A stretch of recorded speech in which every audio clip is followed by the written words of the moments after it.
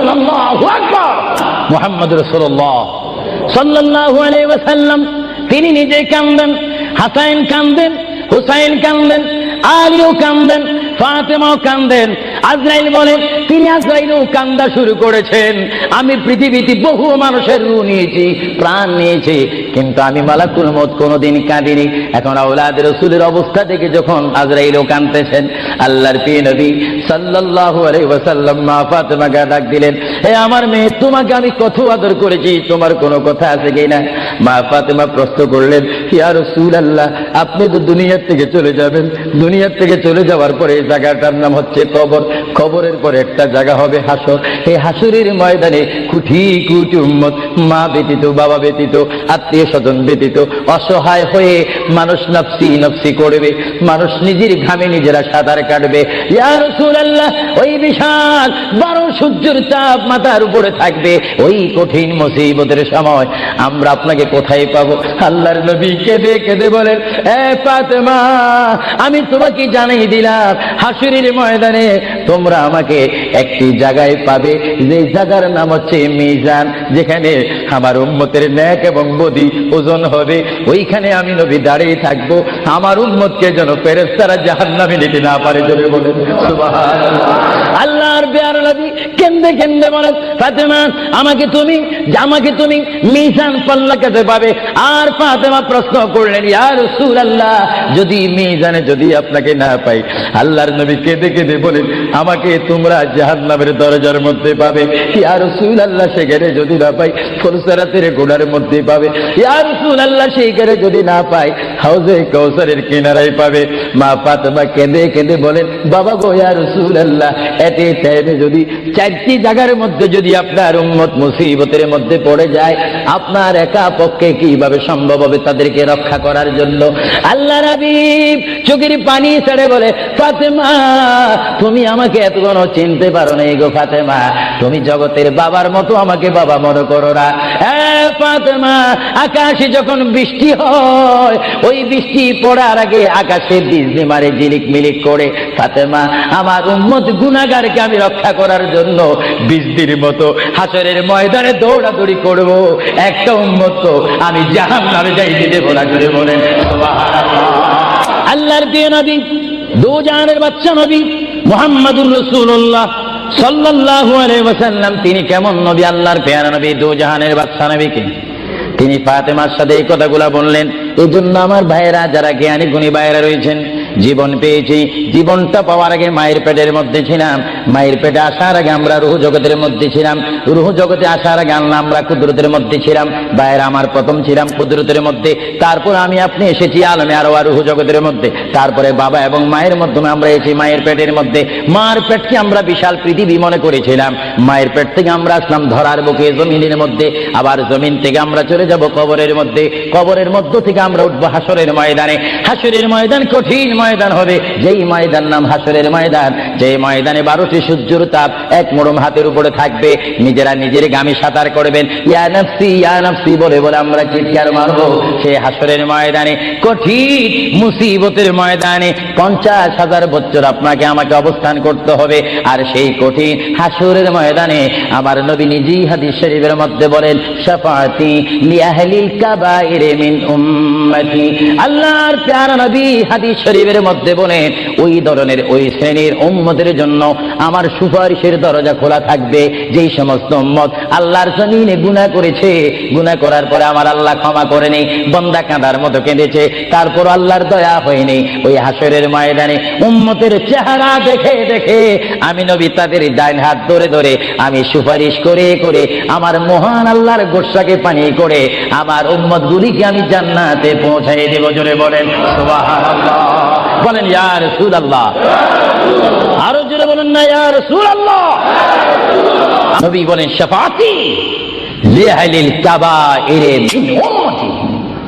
আমার গুনাহগার উম্মত, যাদের অন্তরে আমার প্রেম ভালোবাসা রয়েছে, আমি রাসূল পাখির মতো উড়িয়ে উড়িয়ে হাসরের ময়দানে আমার উম্মতগুলিকে আমি ডান হাতে ধরে ফুলসিরাত না দেখে মতো তাদেরকে আমি জান্নাতে পৌঁছাই দেব।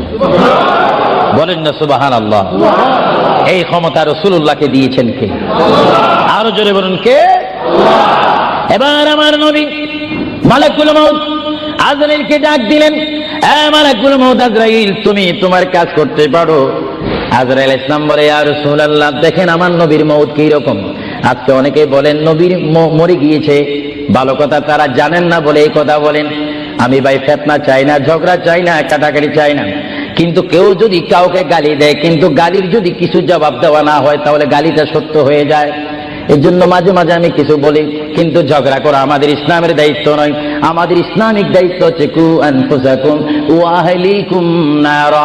আল্লাহ বলে, বান্দারে তুমি নিজেই জাহান্নামের আগুন থেকে বাঁচো, তোমার আহলকে, তোমার জাতিকে, তোমার দেশকে বাঁচাও। তুমি নিজেই জাহান্নামের আগুন পছন্দ করো না, কেউ যাক সেটাও পছন্দ করো না। নিজেও জাহান্নাম থেকে মুক্তি পেয়ে জান্নাত অবস্থান করো, অপরকেও জান্নাতে যাওয়ার দাওয়াত দিয়ে দাও। জোরে বলেন সুবহানাল্লাহ। আমার আল্লাহ রাব্বুল আলামিনের প্রিয় নবী মুহাম্মদুর রাসূলুল্লাহ সাল্লাল্লাহু আলাইহি ওয়াসাল্লাম আজরাইলকে বললেন, আজরাইল এবার তোমার কাজ তুমি করো। আজরাইল বলে, হুজুর আমি ততক্ষণ পর্যন্ত কাজ করব না যতক্ষণ পর্যন্ত আপনি ইজাজত না দিবেন। সুবহানাল্লাহ। কি চাচ্ছেন? ইজাজত, হুকুম চাচ্ছেন। হুজুর আপনি যদি হুকুম না করেন, আপনার প্রান্তি নেওয়ার ক্ষমতা আমার নেই। মহান আল্লাহ রাব্বুল আলামিন আমাকে আপনার দরবারের আদব শিক্ষা দিয়েছে, আপনাকে যদি কবরে যেতে হয় আর সেখান থেকে যদি হাসর উঠতে হয়, অবশ্যই আমি যেন আপনার থেকে হুকুম নিই, এজাজত নিই। যদি হুকুম এজাজত না নিয়ে যদি প্রাণটা নিয়ে যাই, তাহলে আমার ক্ষমতা আল্লাহ চিনিয়ে নেবেন। চিৎকার দিয়ে বলেন সুবহানাল্লাহ। আল্লাহর প্রিয় নবী চক্ষু মুবারকের পানি মুবারক ছাড়লেন।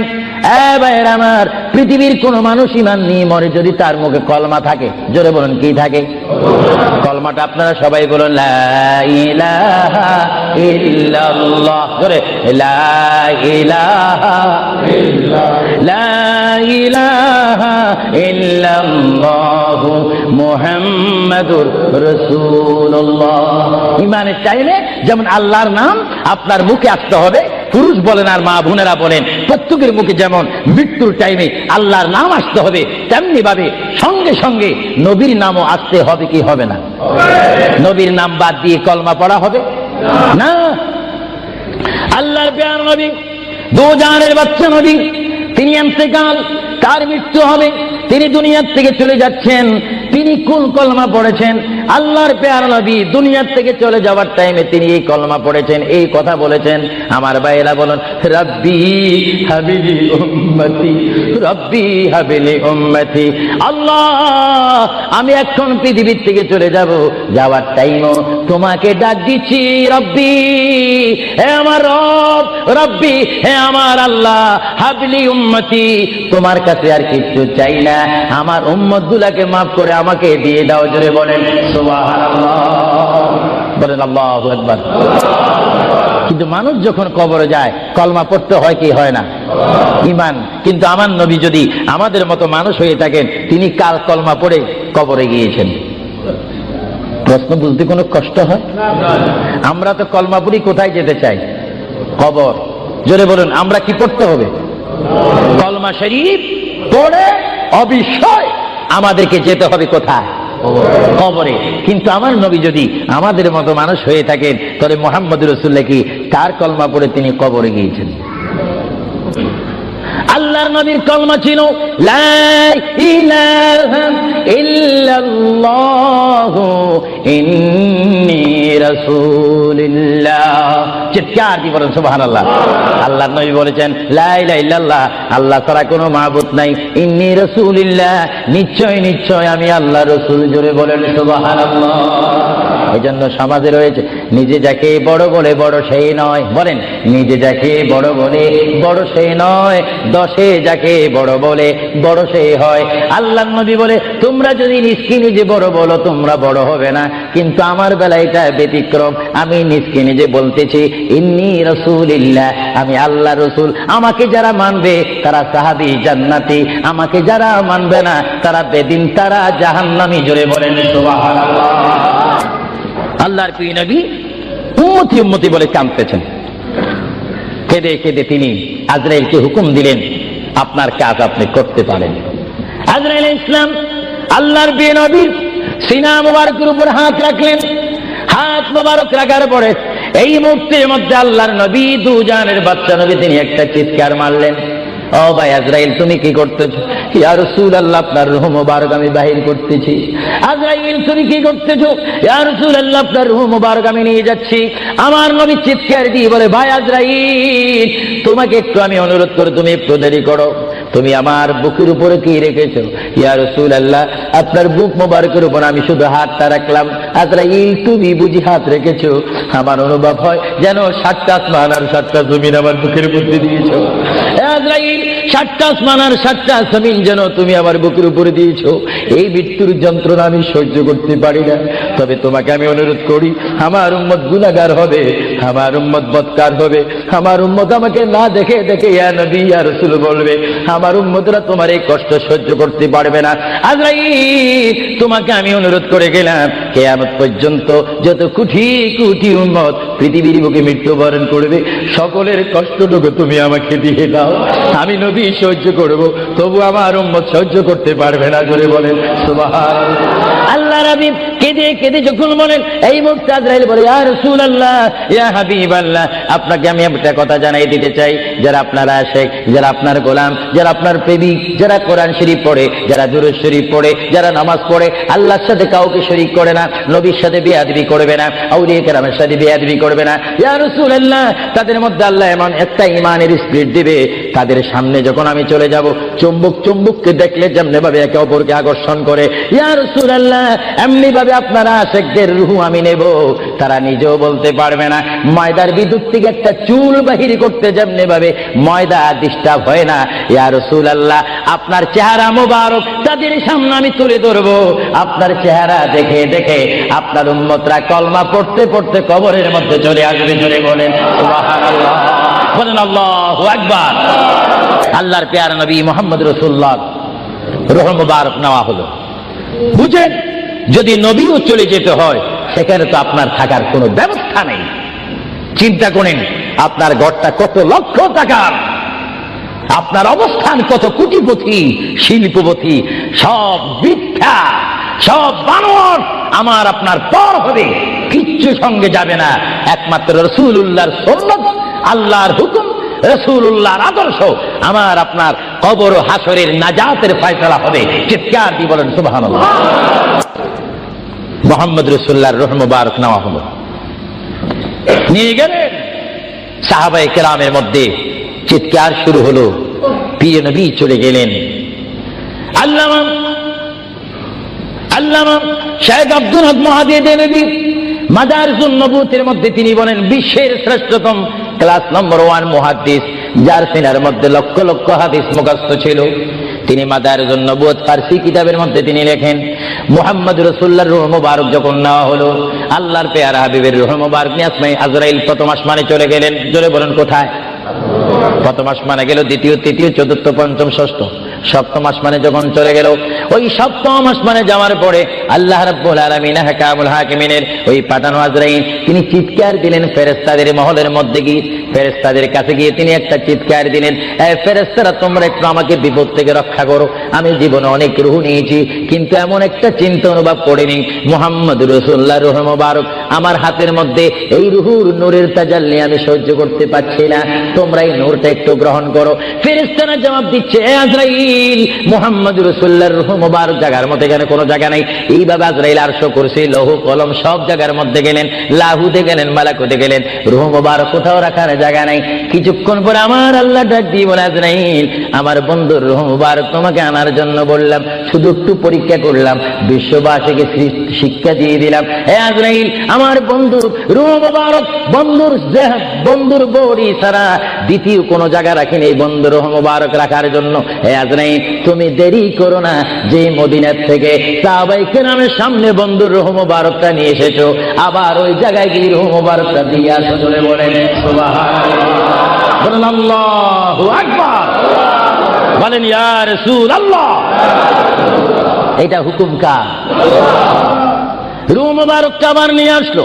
রূহ মুবারক নিয়ে আসার পরে হযরত আব্বাস বলেন, হযরত আলী বলেন, হযরত ওমর বলেন, সাইয়েদনা আবু বকর সিদ্দিক বলেন, বিশেষ করে হযরত আব্বাস রাদিয়াল্লাহু তাআলা বলেন, আমি দেখতে পেলাম আল্লাহর নবী চেহারা মোবারক উপর কাপড় ছিল।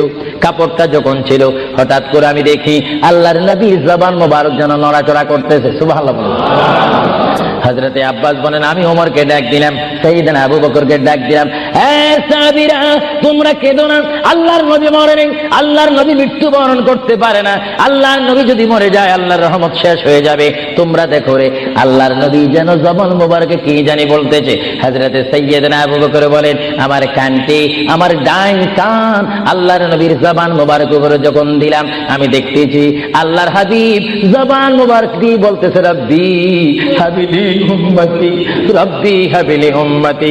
আল্লাহর হাবিবের সাহাবায়ে কেরাম চিৎকার মারি বলে, আল্লাহর নবী মরতে পারে না।